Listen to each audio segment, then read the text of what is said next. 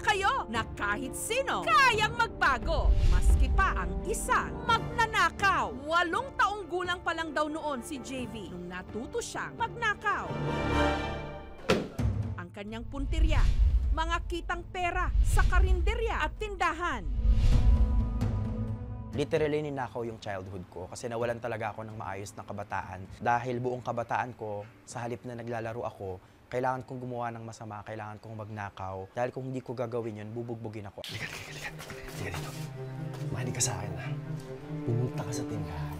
Ang nagturo raw sa kanyang magnakaw, ang kapatid niyang itago na lang natin sa pangalang Eddie. Yung pangalawa kong kapatid, inuutosan niya akong magnakaw, hindi lang sa bahay namin, kundi sa ibang tao. Pera o kaya diaper ng anak niya, sigarilyo, pambisyo niya, at marami pang iba. Sa tuwing tatanggi ako, binubugbog ako. Kapag hindi ako sumusunod, bubugbugin ako. Sakit-sakit na ng katawan ko, may pasa ako, may bali ako ng kamay ko. Susunod ako kasi bata lang naman ako takot ako. Mahuhuli ko lang yung nanay ko, umiiyak kasi nawala ng pera. Hindi nakapagbayad ng utang kasi nga nakuha ko yung pera.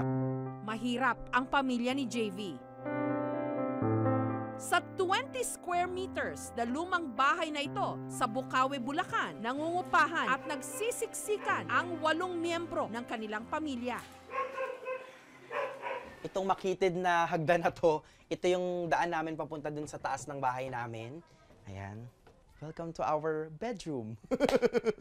Yung bahay namin laging binabaha. Madalas pumapasok yung tubig sa mismong loob ng bahay namin, kaya madalas hindi kami nakakatulog ng maayos. Sa iisang foam, nahihiga. Walang sariling banyo, kaya sa labas lang naliligo. At ang parati raw nilang ulam, itlog at tuyo. Dahil walang pambayad ng kuryente, madalas kinukuha ang kanilang kontador. Kuya, may anak ko ako. Parang awan nyo naman yung muna putulin. Yung nanay ko medyo sikat sa barangay namin dahil 5 hanggang 7 bumbay nga ata yung kinakautangan namin para lang makaraos kami sa pang-araw-araw. Maswerte na kung makakain kami ng 2 o 3 beses sa isang araw. Kakanin, bili na kayo.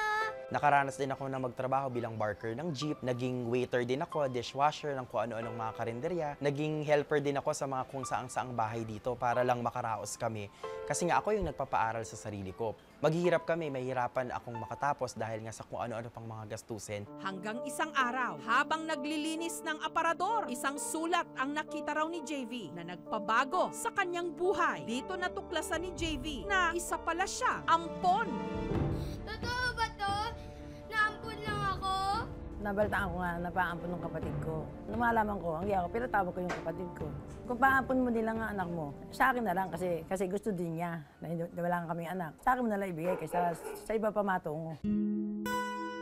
Kwento ng kinamulatang ina ni JV na si Aling Maria. Sanggol pa lang nung kupkupin nila si JV, pero hindi raw nila ito trinatong iba.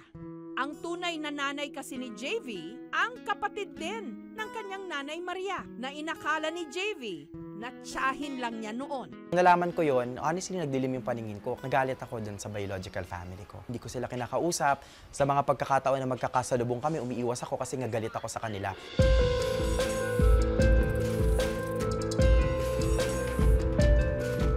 First year high school ako nung umamin ako na binubugbog ako at inuutusan ako magnakaw. Natakot ako, baka lumaki akong ganito. Kaya at the back of my head, lagi kong sinasabi sa sarili ko na pag umamin ako at nagsumbong ako na hindi ko na to gagawin, kailangan kong panindigan. Dahil hindi raw talaga maatim ni JV ang pagnanakaw, itinigil niya ito. Natigil yung pananakit ng kuya ko sa akin nung gumawa ako ng sulat. Nakikiusap ako sa kuya ko na itigil niya na yung pag-uutos sa akin na magnakaw. Nung panahon na gumawa ako ng sulat, hindi ko siya naibigay sa kuya ko, naibigay ko siya sa pinsan ko, tapos yung pinsan ko, naibigay siya sa biological mom ko. Nung nalaman ng biological mom ko na ganun yung ginagawa sa akin ng kuya ko, sumugod dito sa bahay, nagkaroon ng confrontation. Iyak lang ako ng iyak sa loob ng bahay namin. Hindi ako natatakot na baka mamaya bugbugin ako or saktan pa ako ulit. Umiiyak ako kasi sobrang saya ko na finally matatapos na yung paghihirap ko. Nung taon ding yon, nagka-meningitis ang kanyang tunay na ina. Nung nagkasakit yung kapatid ko,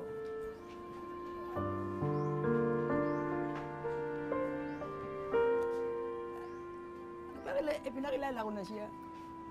Pero sabi naman ng kapatid ko, huwag kayo ka maglala.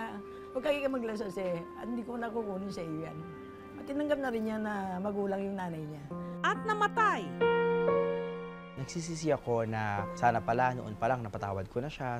Sa puntong yon, nawala na ang kanyang tunay na ina at tuluyan na rin niyang tinalikuran ang pagnanakaw. Minabuti niyang tutukan ang kanyang pag-aaral. Sa mga pagkakataon na yon, lalo akong nagkakaroon ng lakas ng loob na mabigyan ng mas magandang buhay yung pamilya ko. Itong maliit na bahay na to at yung pag-upa namin dito, lalo itong nagpapaigting ng kagustuhan ko na makaalis sa bahay na to. Yung araw-araw na uuwi ka dito, alam mo na hindi ka na naman nakabayad ng renta, alam mo na ilang buwan na naman kayong nasa binggit na baka paalisin kayo sa bahay na to. Araw-araw na ginawa ng Diyos, yun yung lagi kong naiisip. Yung kailangan makapagpatayo ako ng malaking bahay. Naging consistent honor student siya. Kumuha ng accountancy at naging scholar. Nag-working student sa isang fast food chain at nag-tutor din ng kanyang mga kaklase para kumita. Lumaban siya ng patas. Uwi ako ng bahay, minsan alas 12 na, pero kailangan kong gumising ng mga alas 3, alas 4 kasi kailangan kong mag-aral para balikan yung mga lessons ko. Tapos ganoon na naman kinabukasan. At kung hindi ko siya gagawin, sigurado akong hindi ako aasenso. May isang pagkakataon sa buhay ko na halos sumuko na ako. Halos katiling ko na yung buhay ko. Naglaslas nga ako ito. Yung mga laslas na yun, yung marka ng pagsuko ko. Nung natauhan ako, at sobrang laki ng paghingi ko ng tawad sa Panginoon, na simula nung panahon na yon, sinabi ko sa sarili ko na kahit anong pagsubok na pagdaanan ko, hindi ko na uulitin yon. Pagka-graduate, naging sales executive ng isang kumpanya ng soft drinks. Naging financial advisor din sa isang financial company. At dahil maboka, mabilis siyang nakakakuha ng mga kliyente. Kaya malaki rin daw ang kanyang mga naging komisyon. Araw-araw na ginawa ng Diyos, yun yung lagi kong naiisip. Yung kailangan makapagpatayo ako ng malaking bahay. Hindi bahay na katamtaman lang ang laki, kundi malaking bahay. Kinalaunan, na-promote si JV bilang business manager. At kung dati, sa maliit na paupahan lang sila pilit na nagkakasya, ngayon, si JV meron ng mansyon Welcome to my dream house! Ayan, so nandito tayo ngayon sa bahay ko. na may 3 palapag. May pagkalaki-laking sala. Ito yung sala namin, dito kaming nagpapahinga, nanonood ng TV. Kaya bumili ako ng mas malaking TV. Kasi yung buong pamilya ko, bonding moment lagi namin yung panonood ng TV. 7 mga kwarto. At may walk-in closet pa.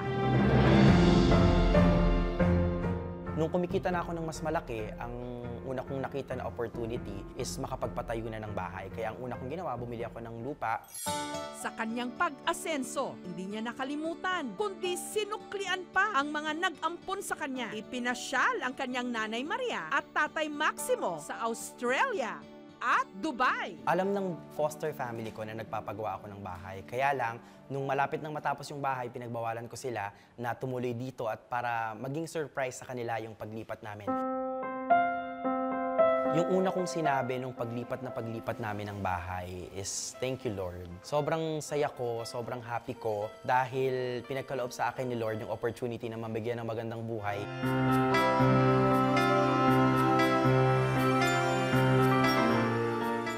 It was really a surprise for all of them dahil unang beses nilang makita yung exterior pati yung interior ng bahay. Na kapag bukas namin ng pinto, tandaan, first time nila nakita yung bahay. Sobrang excited lahat.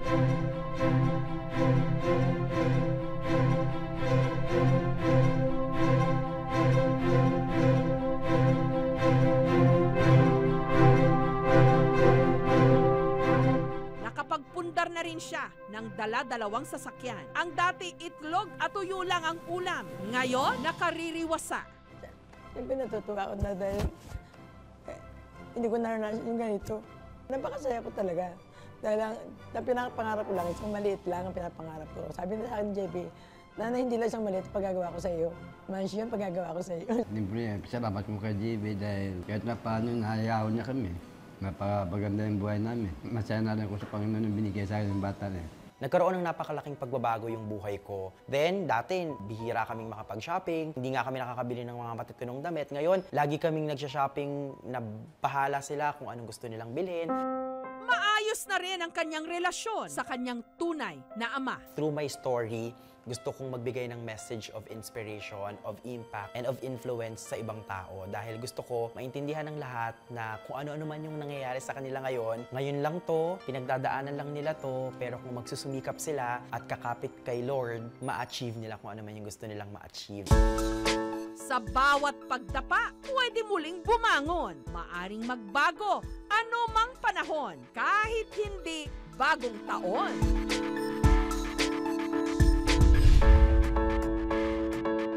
Thank you so much mga kapuso. Kung nagustuhan niyo po ang videong ito, subscribe na sa GMA Public Affairs YouTube channel. Don't forget to hit the bell button for our latest updates.